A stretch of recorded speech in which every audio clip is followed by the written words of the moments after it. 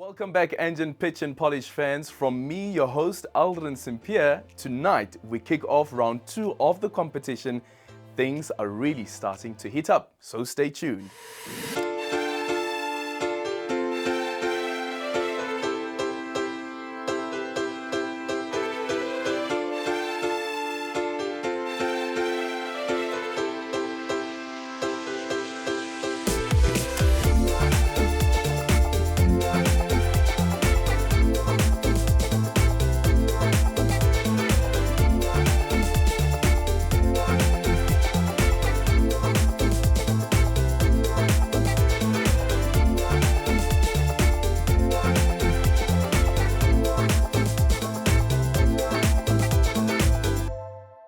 So round 2, huh? We've already said goodbye to 8 of our regional 16 contestants. I hope your favorite hasn't gone home yet. Let's recap the competition standings. Our first elimination saw the 2 red group contestants make it through to round 2, Shuka Muabir of Sprue Technology and Daniel van Zyl of Earthy Toothpaste. In the green group, Moses Kekana of Green Kid Enterprise and Makatu Tshivhula of the Light Candles beat out their competition. Then Vitomi Lubisi of Yuli's Cakery and Chireletso Mukate of Camping Retreat triumphed in the blue group. And last week we saw who made it through from the yellow group. That's right, Zunaid Pillay of Master Consulting Services and Mzingisi Kelingani of M Games, both of them doing the Western Cape proud. I'm sure you're eager as I am to see how our top 8 have polished their pitches between the first round and the second round. But first, here's a reminder about our viewer prize giveaway. What? You don't need a reminder? Too bad. I'm still doing it. Thanks to Nedbank, another lucky viewer will take home one of those amazing 5,000 Rand Evo Super Shop vouchers. Best you start paying attention because tonight's question could be anything. Now, this year we decided to shake things up a bit. We haven't only changed the order in which the contestants are pitching, we're also changing the order of the groups. First up tonight from the green group, let's welcome back Moses Kekana of Green Kid Enterprise. Go on, Moses, make the Free State proud. Welcome, Moses. Thank you, sir. How are you? Doing well. What have you got there on the table? I've got the problems on the table and I've got the solution on the table. Currently, we are having the issue of plastic pollution. Well, the pitch hasn't started yet. Yes. You can't sneak in anything more. Okay, it's fine. Okay, you know you got 2 minutes. Yes, sir. You know we're looking for the fact that you've taken the feedback and you've polished your pitch. Understand that. Moses, 5, 4, 3, 2, 1, pitch and polish.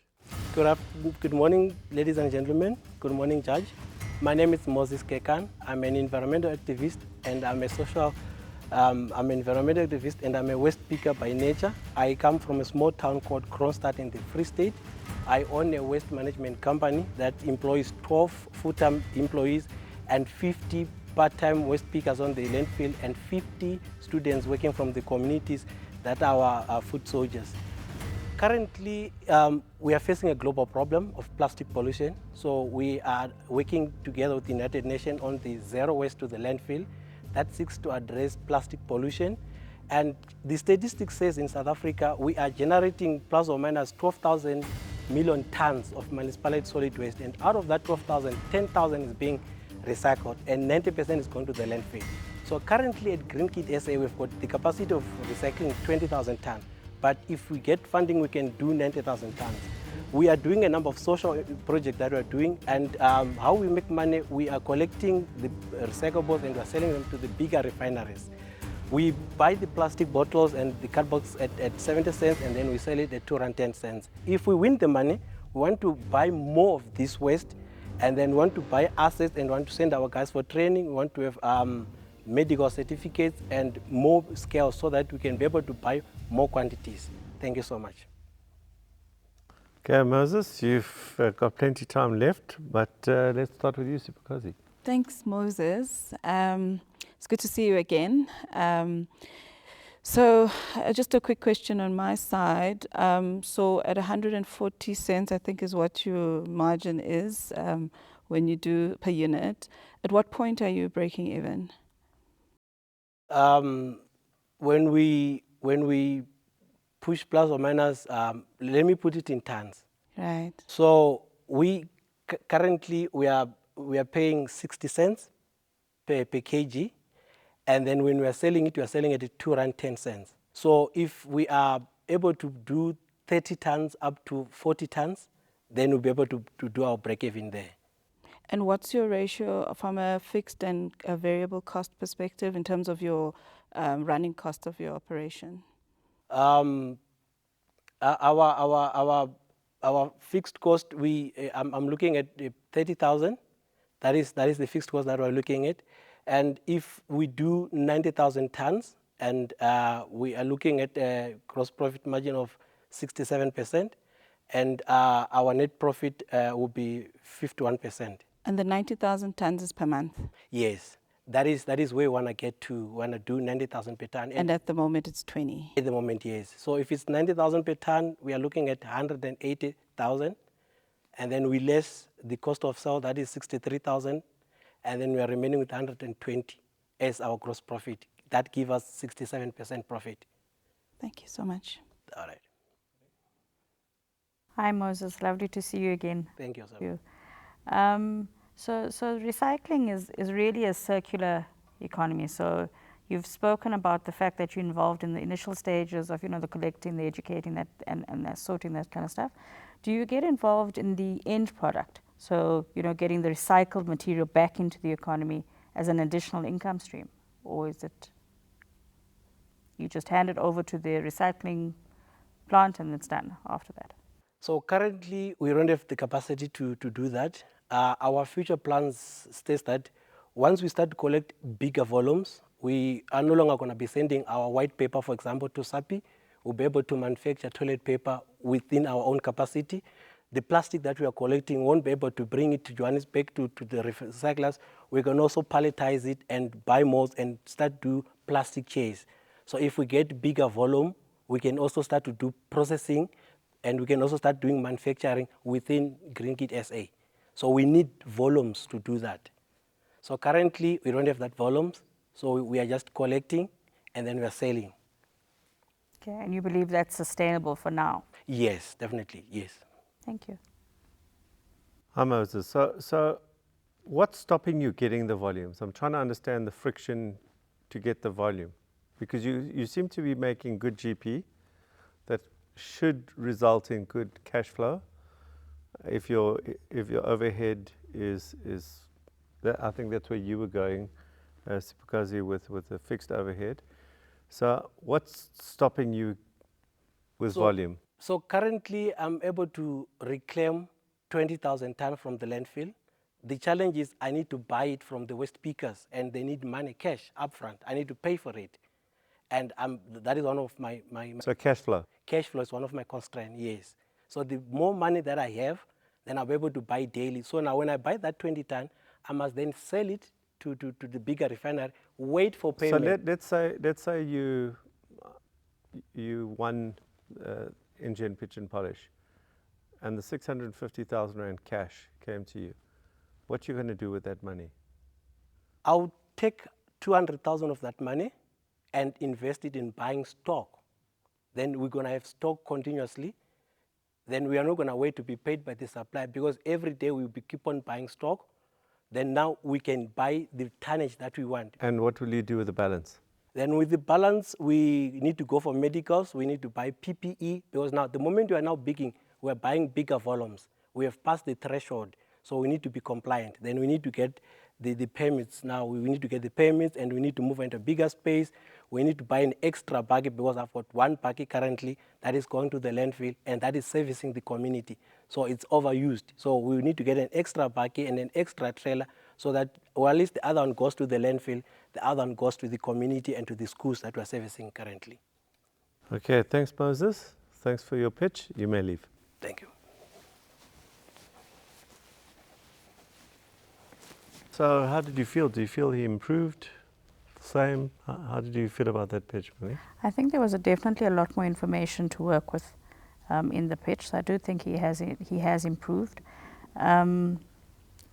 It's interesting from a cash flow perspective. I'm glad that he mentioned that, because it's very clear in his financials that there is a cash flow issue. But there's ways of getting around it.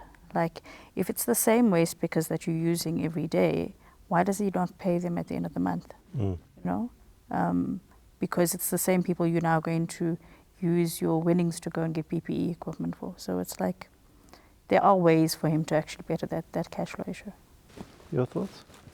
Definitely polished.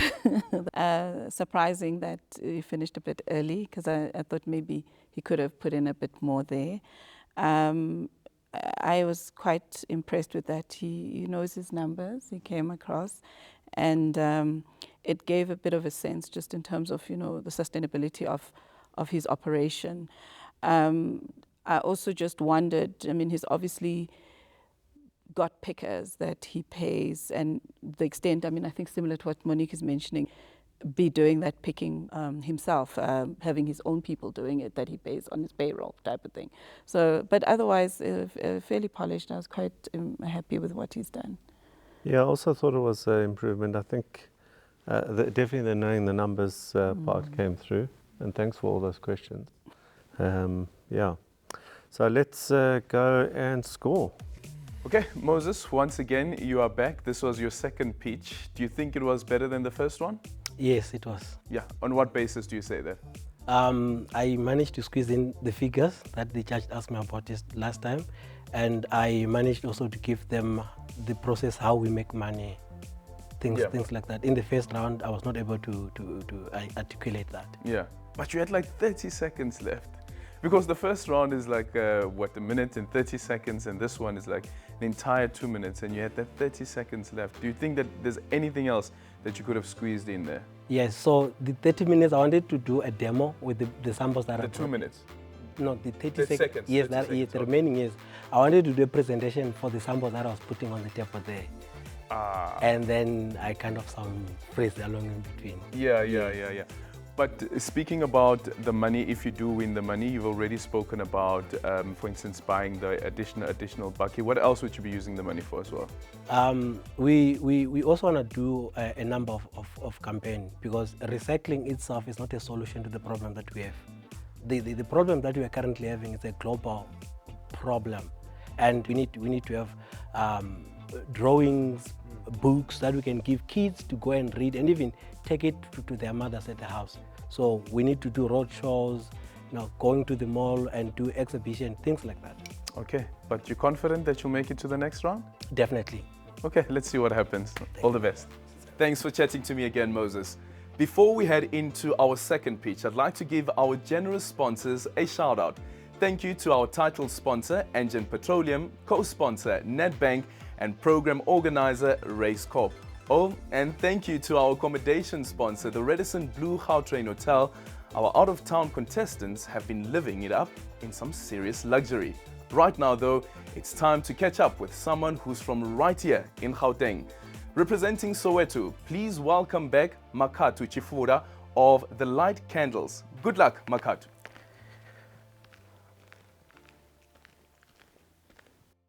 Hi there, Makatu. Good morning. What have you got there on the table? I've got premium candles, household fluted candles, rainbow candles, pillar candles, scented candles, human body candles, just a sample. We have many more products. All right, Makatu, you understand you got 2 minutes to pitch. 5, 4, 3, 2, 1, pitch and polish. Good morning, judges. My name is Makatu Chiura, and I am the founder of a fast-growing candle company, The Light Candles. We manufacture premium quality candles which have the best burn time of 11 to 12 hours per single candle, 4 hours longer than our biggest competitor. Besides our amazing quality, we're also the only company that manufactures up to 30 different colors. In 2016, over 830,000 households heavily relied on candles as a primary source of light. This number has rapidly increased due to load shedding, and we've tapped into a niche market of traditional healers, churches, event companies, and funeral parlors. According to Stats SA, there's currently 250,000 registered traditional healers, and we aim to reach a minimum of 10% of them by 2024. We're in our third year of operations and we've had a growth rate of 162% in terms of revenue. In our first year, we had an average gross profit of around 14,000 per month, and in April 2023, we've had a gross profit of 37,163 Rand, bringing our gross profit margin to 50.62% and our net profit margin to 27.9%. We've spoken to a couple of retailers who've tested our product and are willing to sell our candles onto their shelves. With the prize funding, we'd firstly purchase professional packaging, which will help us enable to sell within the retail space. We'd also purchase enough wax for us to continue selling directly to our customers and to the retailers. We've also taken into consideration how important branding is, so we would take a portion of that to enhance our branding, our marketing and advertising so that we reach a wider customer base. We'd also purchase a vehicle which would help us deliver to the retailers and to our customers, and it will help out. Makatu, that's all we've got time for from your pitch. Monique, your thoughts, your questions? You light up my life with your new branding. It's fantastic that you started branding your products. So well done on that. Are you going to sing now? Well, give me a moment. Tell me, what are your current terms with your suppliers? Are you able to sort of hold stock and pay your suppliers later, or are you paying your suppliers first? How's that working in your business? Our wax suppliers. Your wax supplier, yeah. No, we buy from them, we buy the stock and then we manufacture. And you pay them immediately when you buy that? We pay them immediately beforehand. Is there any way of paying them later? We haven't had that conversation, but after this I would look into establishing some sort of conversation around that. Be great. Thank you. Makatu, so you mentioned your net profit, think about 27%, 27 point. So what is your biggest overhead in your business at the moment? Currently, the biggest overhead is the loan repayment, which I hadn't factored into the net profit because it's a capital expense. Outside of that, it's my rent. And how much of that 27 goes towards that loan payment and as a percentage? I'd have to work out the numbers for you. Sure. Just out of interest, I mean, you've identified, the niche, which I think is quite interesting because those are the people really, you can see traditional healers, funerals, that really there's the need for your product. Do they come to you? Do you go to them? So far, what I've done is that because I'm building a community of customers who all have an incline towards candles, I've seen that I've worked out a marketing strategy.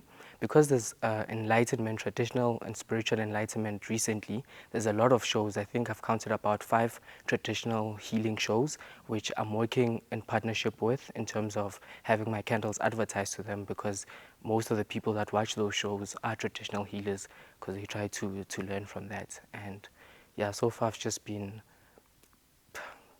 marketing to them using collaborations with the traditional healers who have a huge following on Instagram and social media.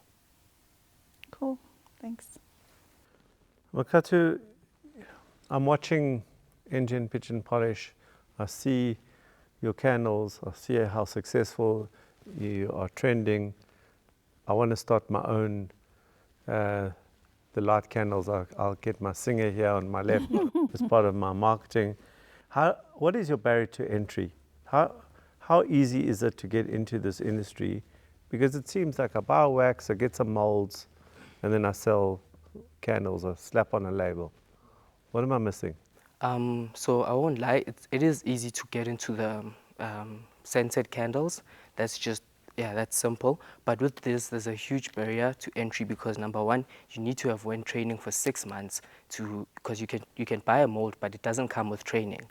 So you need to have been in a company like myself. I used to work for another candle company, and I was there for quite a few months, and I learned the trade, how to do that, and I went out and did some more research into how to develop a product even better than the previous employer. And Okay, and then you speak about traditional healers, and I like the fact that you focused on them. And you speak about getting into 10% of the market. How are you going to do that? What's the plan to do that? okay, the plan, as I said, one of the marketing that I've seen that it works is partnering and collaborating with traditional healers who have a huge following. So with the right proper financial backing and support, I'd be able to market to them directly and cast a wide, sorry, can I repeat that? Okay, so far I've captured around 2% of that. I have about a customer base of 6,000, and most of them are traditional healers. There are parts in certain CBDs where it's just an area of traditional healers, so I usually go there and market them myself, and I've captured 3 out of the 6 areas that I've identified in Gauteng. Okay, you didn't quite answer the question, but that's all we've got time for. Okay. You may Sorry. leave. Thank you. Okay, thank you.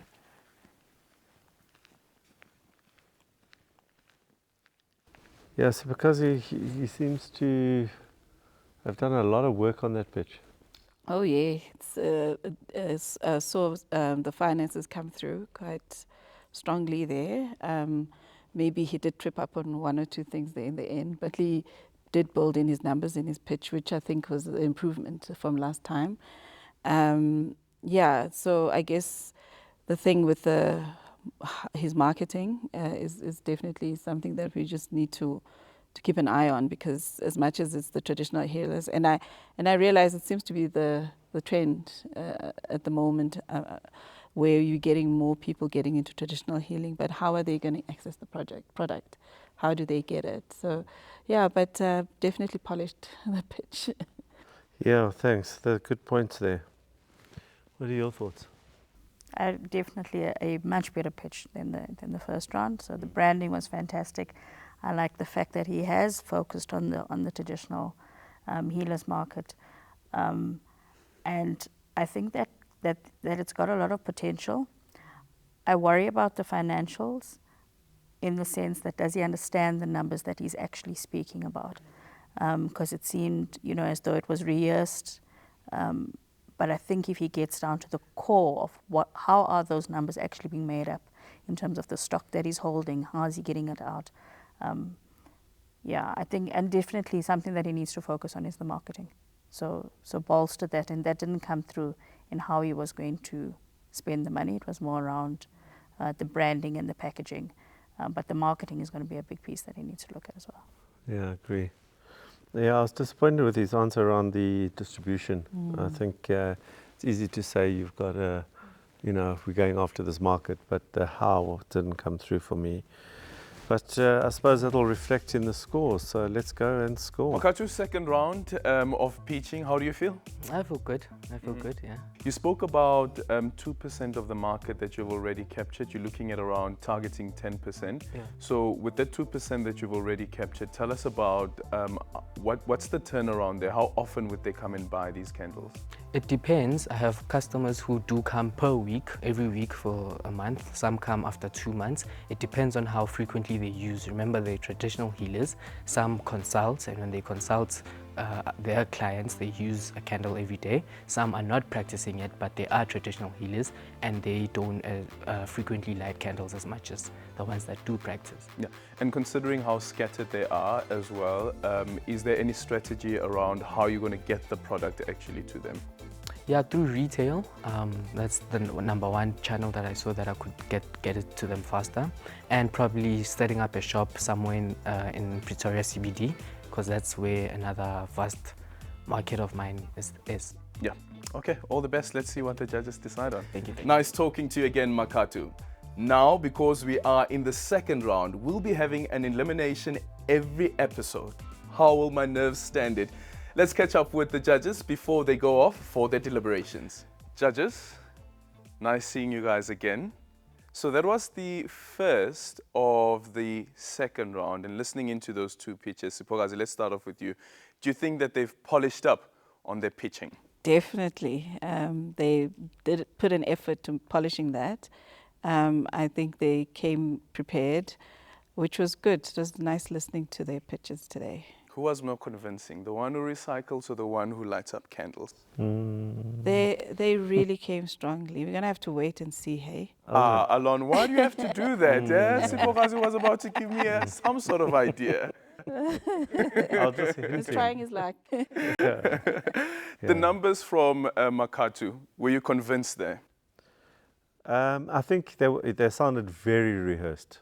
Yeah. Like 50.62, you know, like he was definitely searching in his mind. Yeah. And if you're an entrepreneur, if it was 50.62, you'd say it's 50%. You know, you wouldn't go into the detail. That gives us a clue that he's over-polished, he's over-rehearsed. Right, And Moses? Moses, I think, actually understood his numbers more intrinsically better, but well, it needed to be prompted for them. Yeah. Monique, there is the branding. You said that branding from Makatu has lit up your day.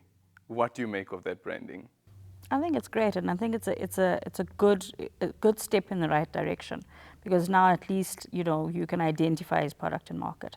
So I think there was a good step, and yeah, really great to see that he's taken the previous feedback. And from Moses's pitch, once again, did you get the sense at all that the business itself is scalable?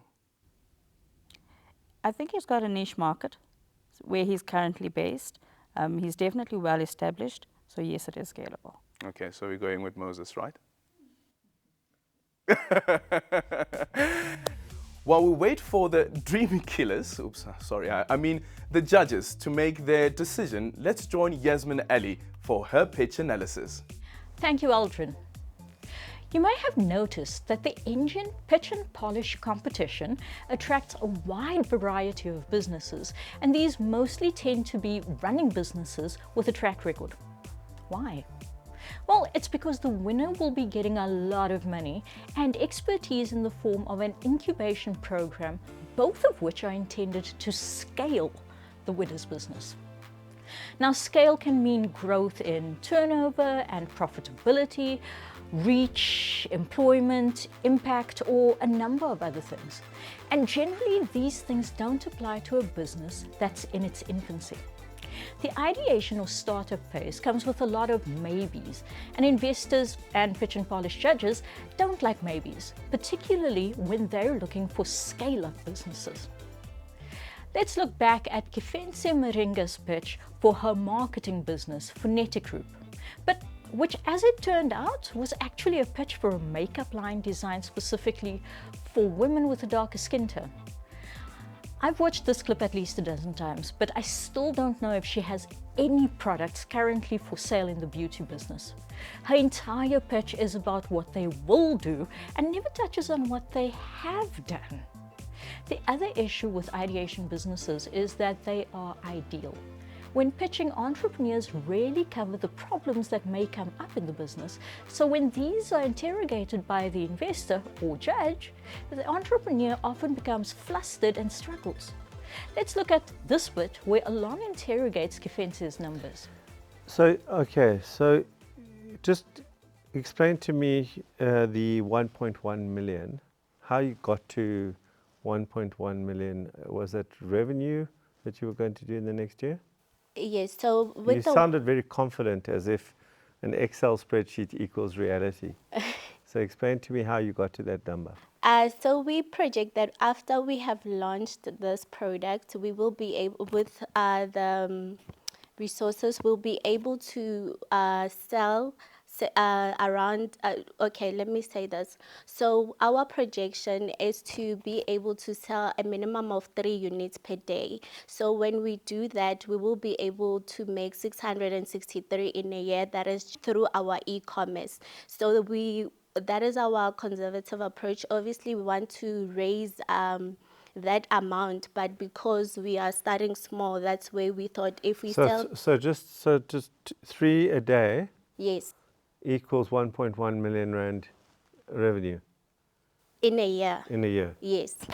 No, in a year it's 663. Then if we are also selling to makeup artists, to salons that are B2B, then that's when we're gonna make the 30% of the 1.1 million. So you got 600 coming from online.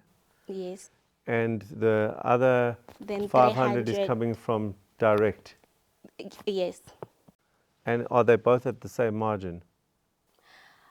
They're not at the same margin. The other one is it will be okay. Which one's at the higher margin? The higher margin is our e-commerce platform. And it's not just her numbers. Her USP is weak. And because she isn't in the market yet, she isn't getting market feedback. I mean, women are already getting their makeup from somewhere, and they tend to be very brand loyal. Until Kefense practically deals with these issues, she will find it difficult to raise capital because an imagined business is always going to have a very difficult time raising real-world money. Back to you, Eldrin. Thank you, Yes. The pitching principles that you are drawing from this year's pitches are so practical and interesting. Really? They're ready. Well, it looks like we are about to find out whether Moses or Makatu will be the first contestant through to the semi-final round. Let's join them in the pitching arena. Moses, welcome back. Thank you, sir. Makatu, welcome back. Thank you. We have to now have the unenviable task of doing what judges are paid to do, is to judge, is to choose, to decide. And sometimes that feels really unfair, especially when the scoring was so close. So I'm going to go through each of you in terms of what we saw as positives and negatives, and then I'm going to eliminate one of you, the two of you. All right, let's start with you, Moses. As you started up front, you really understood your numbers. I think that came across very strongly, that you understand the business from a financial perspective. And what came across very strongly was you actually know the business very, very well, and you understand the industry and the ecosystem. And why that's important is because if you're going to scale, which we're looking to see if you win Engen Pitch and Polish, if that allows you to scale, we want to know that you understand how to scale into that ecosystem. So that was a very strong positive for us. In terms of the negative, we thought you really used your time badly. You had a lot of time. It was a very short pitch, and you left a huge amount of information out, which was only given to us during the Q&A. So you never spoke about how you were going to use the prize money as an example, which should have been in the pitch. If I win, I'll use the 650 for this. Only in the Q&A. When you're in real life, it's very seldom that you will get a second chance for a Q&A. It's thank you, goodbye at that point. You didn't talk about the demand side enough. That also, we had to pull that out of you. You know, as an investor in a business, I want to see if I put money in there, you've got endless demand for your product. So supply is the issue. It only sort of came through a little bit. And in terms of the competitive environment, in the last pitch, we got a sense that you were quite dominant in your area. That didn't come across. That you reversed in terms of the pitch here. So you didn't come across how dominant you were in your particular area. Makatu, in terms of your pitch, I loved your competitive edge where you spoke, or you walked in and said our candles last for, I think it was 4 hours longer than other candles, because you know everyone's thinking a candle's a candle's a candle. Somehow you'd need to prove that it lasts longer as per whatever. I like the fact that you specialized. I think it's very clever going after the traditional healer market. But once again, coming to the barrier to entry question is that if you can do it, I can do it. And that barrier to entry didn't come across that I have the skills, I have the machinery, the capital equipment, etc.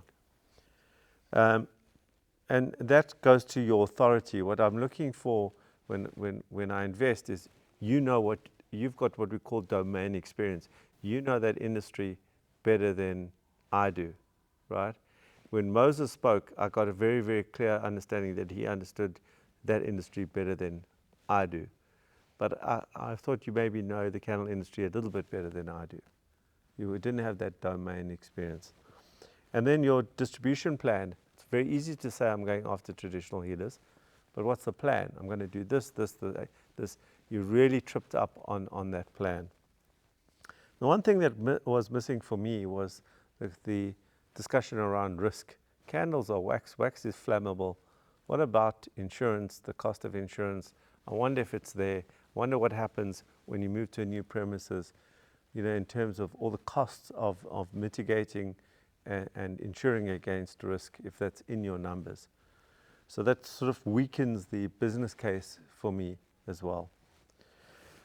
So that's the positives and the negatives. And now is the decision as to who is going home today. The person who's going home today is Makatu.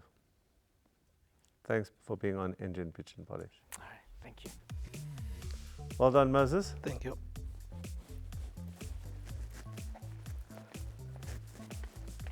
Congratulations, Moses. You really have flown the Free State flag high tonight.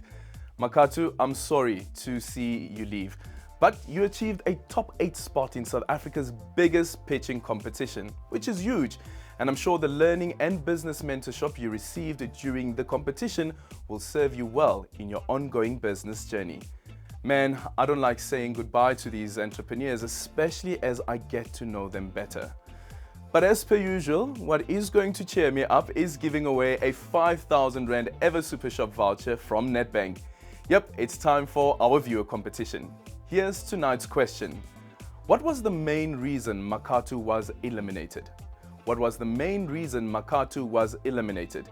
To enter, drop us a WhatsApp with your name and the right answer to 068 707 5187 before midnight tonight. All the right answers will go into a random draw. We'll contact the winner before 5 o'clock tomorrow afternoon and post the name on social media later this week. And that's it for tonight. I hope that you'll join me again next Tuesday night at 7 to find out who our next semi-finalist will be. Good night from me, Aldrin St-Pierre. I'll catch you on the pitch side. Makatu, some good and not so good feedback. What is it that you take away from this experience? The importance of knowing your numbers, and secondly, having a solid marketing plan. The light candles will definitely be on our shelves. Yes, look out for it very soon on your shelves.